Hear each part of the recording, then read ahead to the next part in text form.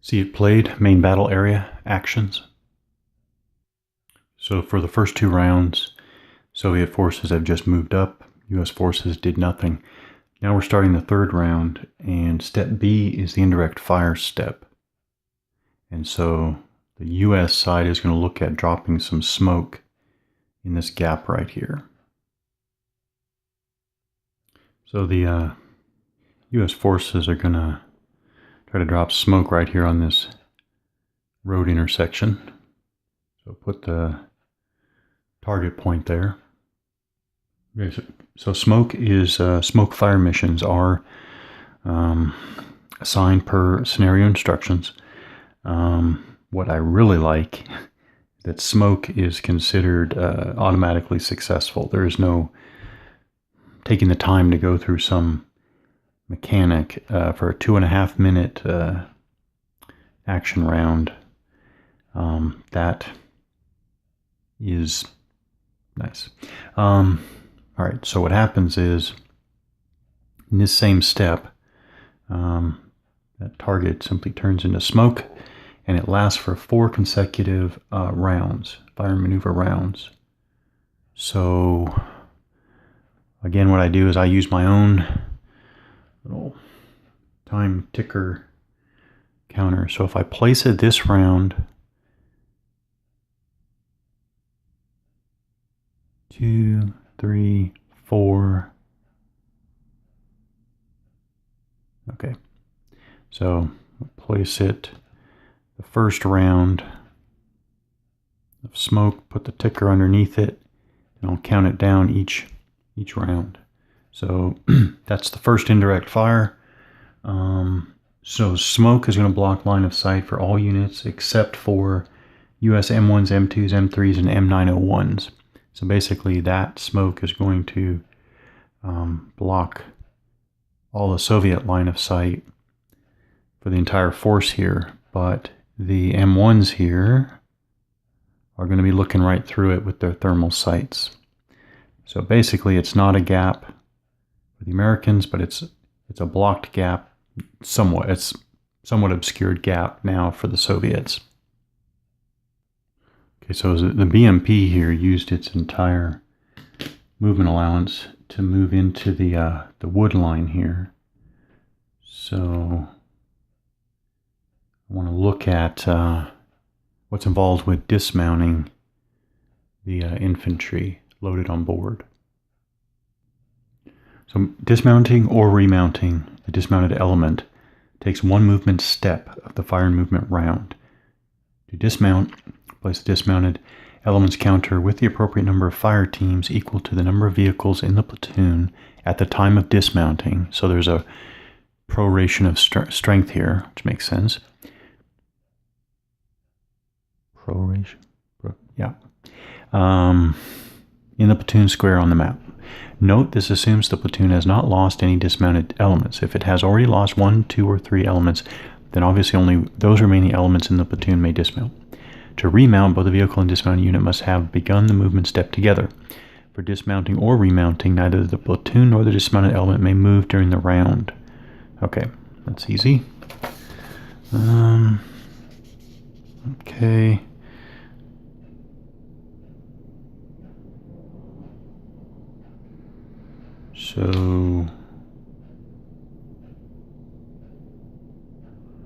So it takes one movement step. So the BMP moved in there expending its entire movement allowance, but it sounds like that's not relevant. What's relevant is they have to spend the next round, the movement step of the next round dismounting, if that's what they're going to do. So this SA9 section here, when it moved up onto this little hillock here, became observed by the infantry unit here. That's a straight shot, and probably also by the tanks here. So I uncovered the SA9 section there.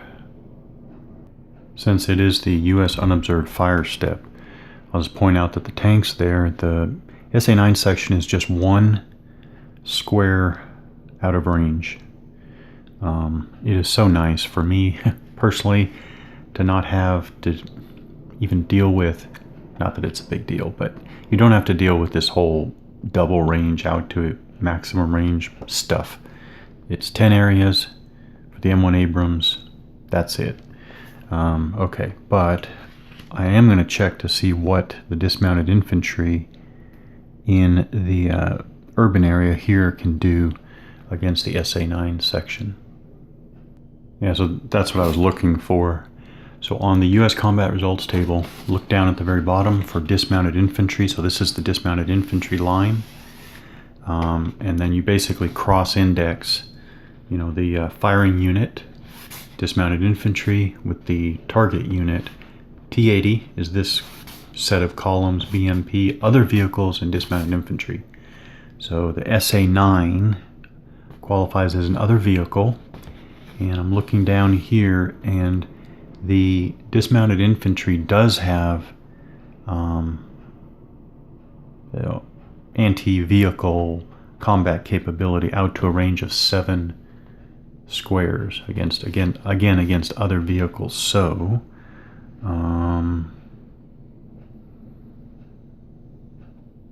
it's actually fairly lethal. So these dismounted infantry units have all sorts of carried anti-tank, anti-vehicle capability. All right, so range 1, 2, 3, 4, 5, 6, 7, 1 square beyond. Wow. Okay. Yeah, well, the SA-9 is just out of range of everything.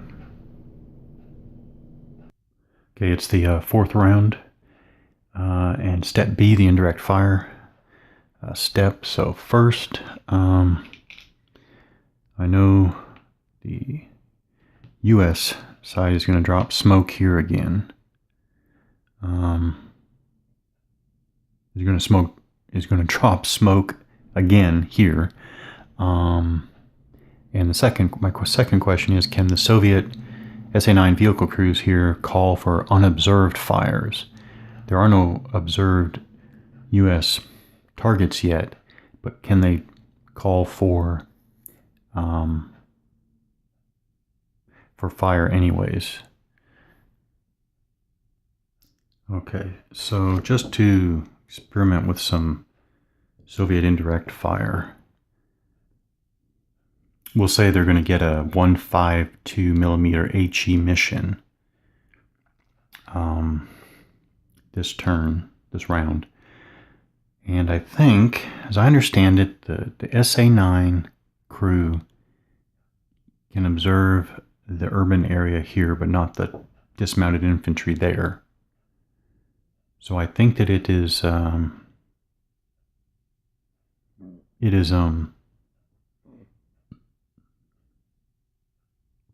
not unobserved fire.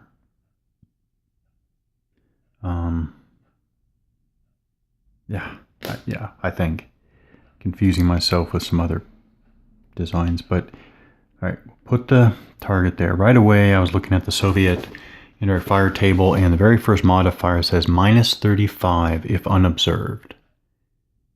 And that just didn't, not only does it not seem right, it actually seems reversed.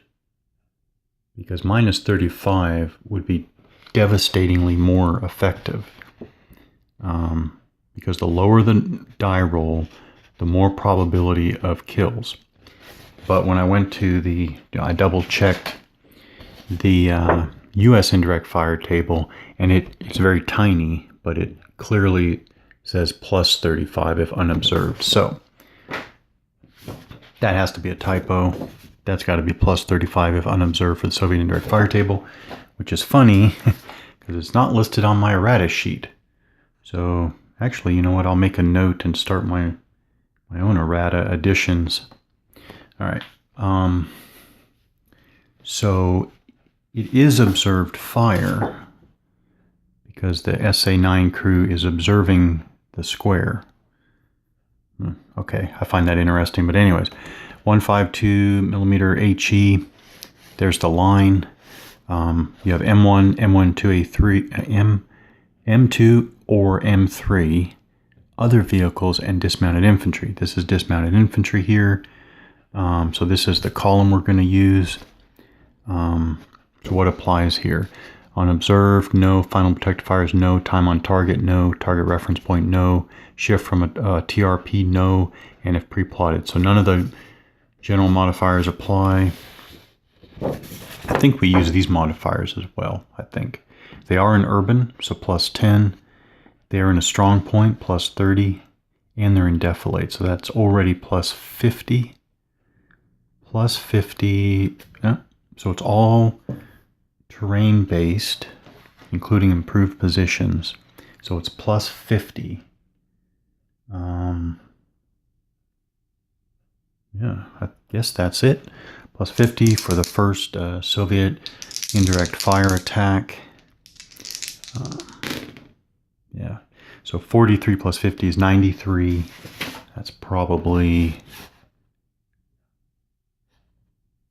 yeah, zero kills.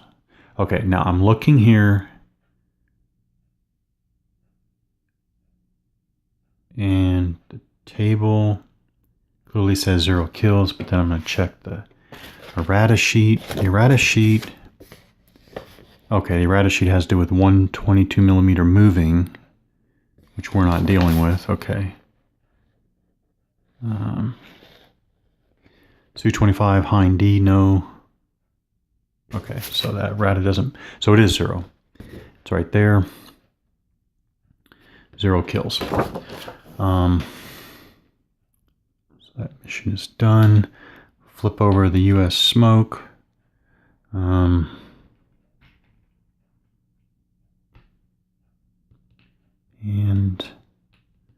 I think, oh, no, next,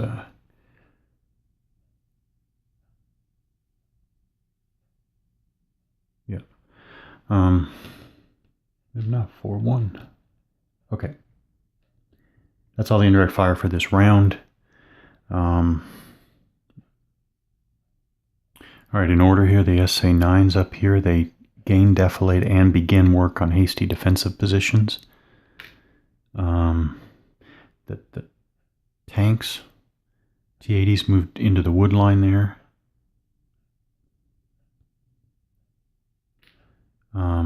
The infantry dismounted from the BMPs, and the 122s moved behind the wood line, but staying on the road.